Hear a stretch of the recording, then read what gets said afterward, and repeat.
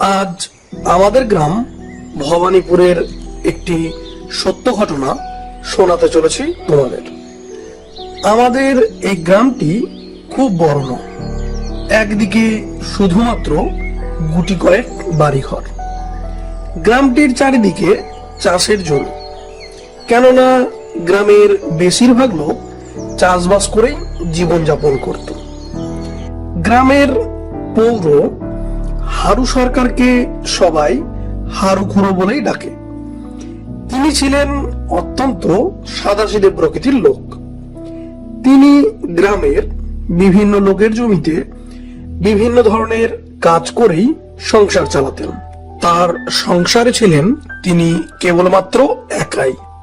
যখনকার কথা বলতে চলেছি তখন সময়টা ছিল শীতকাল। হারু খুড়ো একা মানুষ, তিনি চায়ের দোকানে বসে আছেন। এমন সময় গ্রামের হরি এসে বলল, হারু খুড়ো, ও হারু খুড়ো, আজকে তো আমার জমিতে জল দিতেই হবে। জমির ফসলের যা অবস্থা, তাতে তো আজই জল না দিলে ফসল সব মারা যাবে। কিন্তু আজ দিনের বেলায় তো সম্ভব হবে না, তাহলে রাতের বেলায় দিয়ে দেব। আচ্ছা তাই দিও, কিন্তু ভুলে যাবো না কিন্তু। এদিকে সন্ধ্যা হলে হারু খুড়ো হাতে একটা টর্চ নিয়ে জমিতে পাম্প চালাতে চললেন।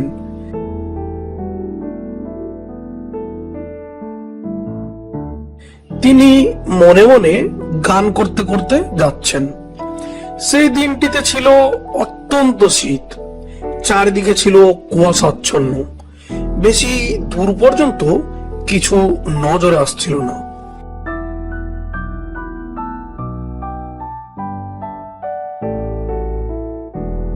তিনি পাম্প ঘরে পৌঁছে পাম্প চালিয়ে দিলেন।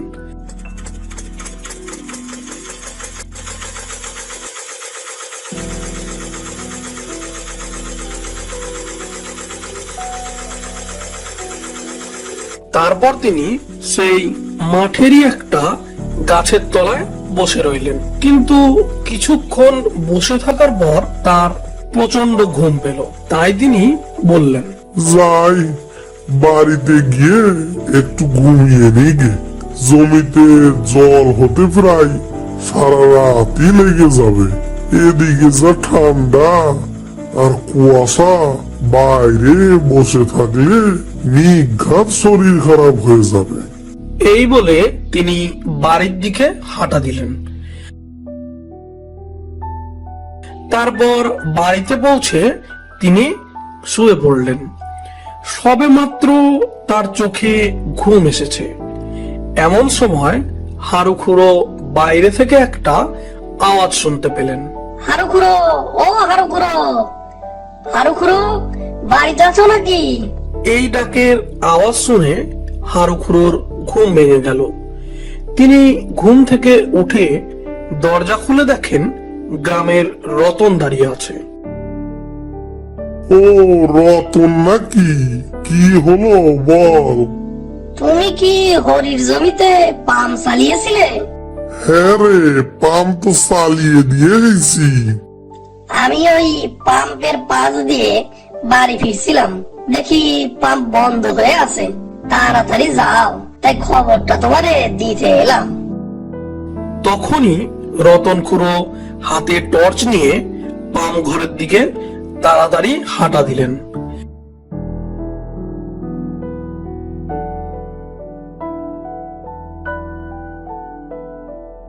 তিনি সেখানে পৌঁছে দেখেন সত্যি সত্যি পাম্প বন্ধ হয়ে আছে।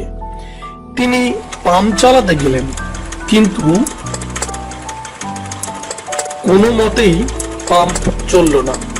তিনি মনে মনে ভাবলেন, কি ব্যাপার, এমন তো কোনোদিন হয়নি, তাহলে আজ কেন এরকম হচ্ছে? যাই হোক, আর একবার চেষ্টা করে দেখি। তিনি আর একবার চেষ্টা করলেন। এবার পাম্প চালু হয়ে গেল। তিনি পাম্প চালু করে জমিতে দাঁড়িয়ে এদিক সেদিক টর্চ মেরে জমির জলের অবস্থা দেখতে লাগলেন। এমন সময় হঠাৎ করেই আবার পাম্প বন্ধ হয়ে গেল। এবার তিনি একটু চমকে গেলেন। এমন সময় তিনি তার পিছনের দিকে একটি কান্নার আওয়াজ শুনতে পেলেন। তিনি পেছন হয়ে তাকিয়ে দেখলেন অনেকটা দূরে একটা জায়গাতে কেউ একজন মহিলা কান্না করছে। তাই দেখে তিনি ভাবলেন, এত রাইতে এই ফাঁকা মাঠের মধ্যে একা একটা মহিলা কান্না করছে, কি ব্যাপার? কারো কোনো বিপদ আপদ হয়নি তো? এইসব কথা চিন্তা করছেন।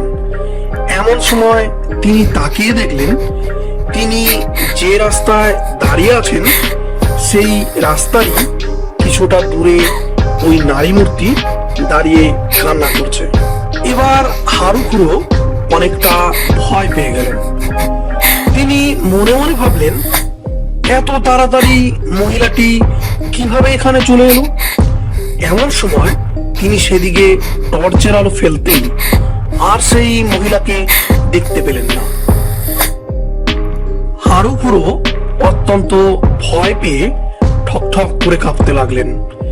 এমন সময় তিনি তার পিছনে অনেকগুলি ফিস ফিস আওয়াজ শুনতে পেলেন। ভয়ে ভয়ে তিনি পিছন ফিরে যা দেখলেন, একটা নারী মূর্তি, তার চোখ দুটি যেন বড় বড় হয়ে আছে, চোখ থেকে যেন রক্ত গড়িয়ে পড়ছে, আর তার মুখ এতটাই ভয়ঙ্কর যে হারুখুড়ো আর দাঁড়িয়ে থাকতে না পেরে জোরে বাড়ির দিকে দৌড় দিলেন। কিন্তু হারুখুড়ো বেশিদূর দৌড়াতে পারলেন না। তিনি রাস্তার মধ্যেই মুখ থুবড়ে অজ্ঞান হয়ে পড়ে গেলেন।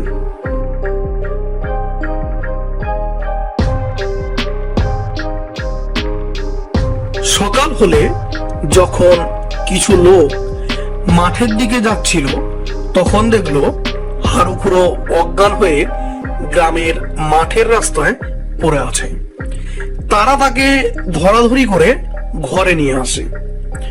পরে জ্ঞান ফিরলে হারুখুড়ো কালকের রাতের সমস্ত ঘটনা সবাইকে খুলে বলে।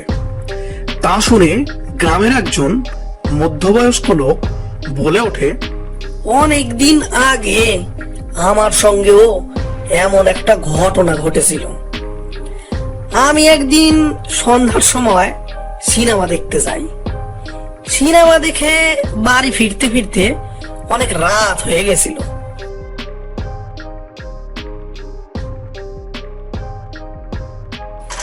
আমি যখন ওই মাঠের পাম ঘরটির পাশ দিয়ে যাচ্ছি তখন শুনলাম পাম্প চলছে। পাম্পের আওয়াজ আমি স্পষ্ট শুনেছি, কিন্তু পাম্প ঘরটি সবে মাত্র পার হয়েছি অমনি পাম্প চলার আওয়াজ বন্ধ হয়ে গেল। আমি মনে মনে ভাবলাম, আমি যখন এলাম তখন তো পাম্প ঘরে কেউ ছিল না, তাহলে পাম্প বন্ধ করলো কে? দেখি তো গিয়া। আমি ঘুরে পাম্প ঘরের কাছে গিয়া দেখি সেখানে কেউ নাই। এই দেখে আমি ভাবলাম হয়তো এমনি কোনো কারণে বন্ধ হয়ে গেছে। তাই আমি পাম্প আবার চালাই। পাম্প চালাইয়ে যেই বাইরে আইছি আবার পাম্প বন্ধ হইয়া গেল। এবার আমি ঘাবড়ে যাই, কিছুটা ভয়ও পাই। আমি ভাবি এখানে আর এক মুহূর্ত দাঁড়ানো চলে না আমার। একই রাতের বেলা এই ফাঁকা মাঠে, তার উপর আমি একা। এমন সময় সামনে তাকাই দেখি একটা মহিলা কিছুটা দূরে দাঁড়াইয়া কান্না করতেছে। আমি মনে মনে ভাবলাম হয়তো কারো কোনো বিপদ হয়েছে, তাই মহিলাটার দিকে কিছুটা এগিয়ে যাই। অমনি মহিলা মূর্তিটি আমার দিকে ঘুরে দাঁড়ায়। আমি তার যা চেহারা দেখছিলাম সেই দিন, তা আমি কোনোদিন বলতে পারব না। তখন মহিলাটা আমারে দেখা বইলা ওঠে।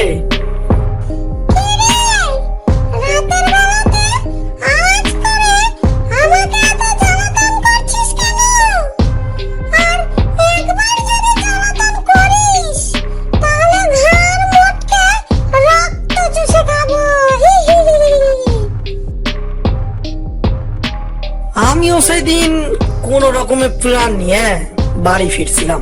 এই দুটি ঘটনা শুনে গ্রামের সবাই ভয় পেয়ে যায়।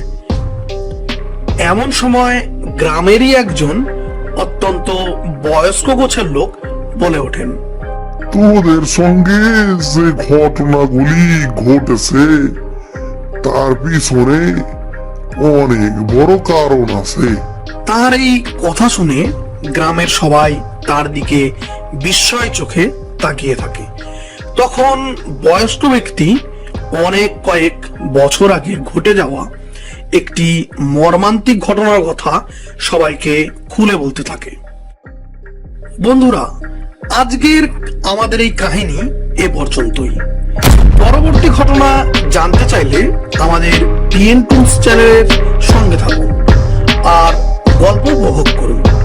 পরবর্তী পার্ট পরের দিন রাত 9টার সময় আসতে চলেছে। Thank you.